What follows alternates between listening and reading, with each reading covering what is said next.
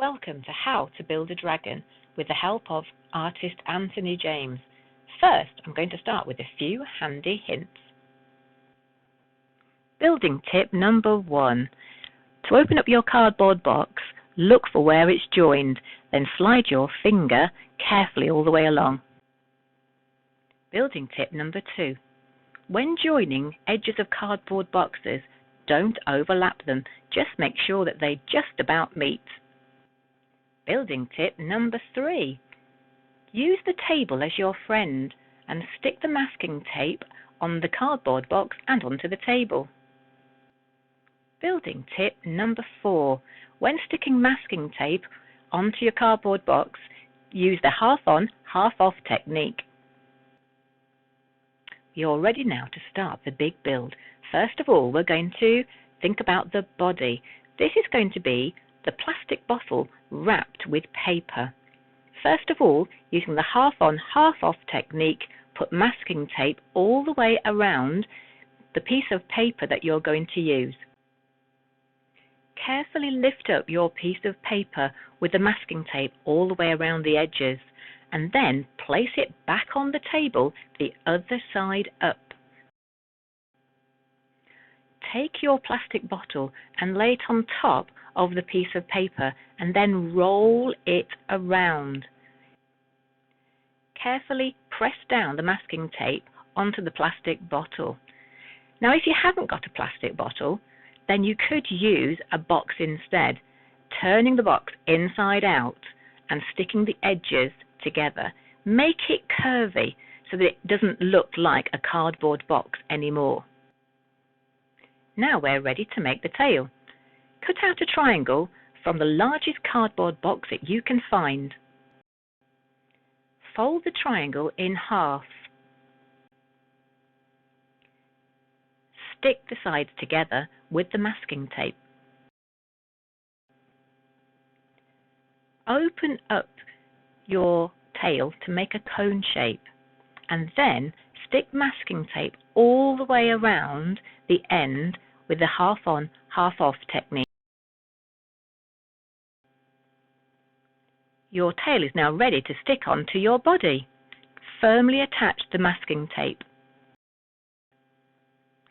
To make a bend in the tail, cut a triangle out halfway along. Make sure you cut it on the right side. Fold the tail upwards and firmly fix it with masking tape. Make sure that your tail is going to be pointing upwards. Keep all of the pieces of card. You never know what you might want to turn them into. Look at these wonderful ears. They could even become claws.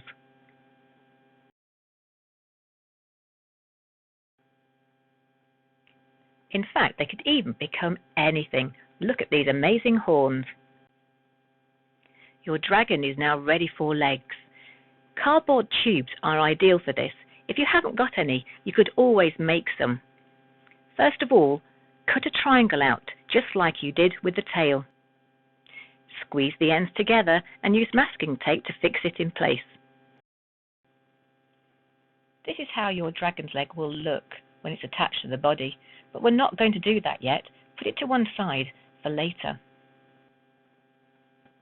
It's time to make the jaws for your dragon.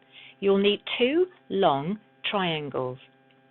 Take one triangle and fold it in half, then cut off the pointy end. That's going to be where the jaw ends. Secure the end with masking tape.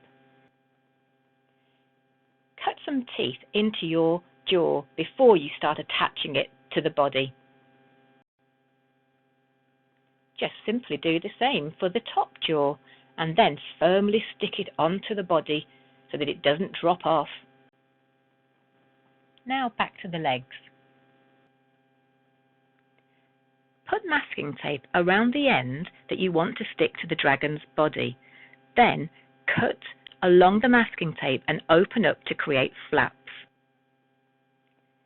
Simply stick your leg to the body. You can use more masking tape to make sure that it's firmly stuck in place. Repeat this for the next 3 legs, but think about the direction of your legs. You don't want your dragon to look weird. So, your dragon is now built, but you can still add lots of other things. What about this egg box? I wonder what that could become. Maybe the spines on the dragon's back. This dragon's had some fancy claws added, and even a frill by adding up some folded paper. Once your dragon's finished, you can then begin to paint it or decorate it with whatever you have. Here are a few examples that were made last year when Auntie James came into Class 10. Have fun building your own.